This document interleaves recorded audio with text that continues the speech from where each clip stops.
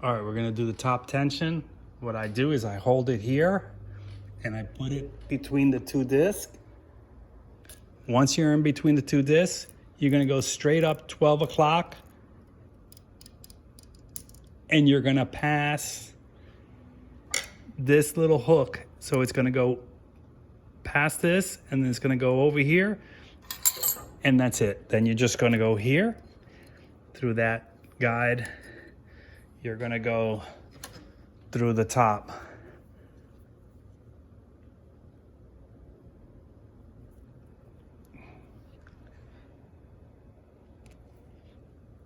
In the take up.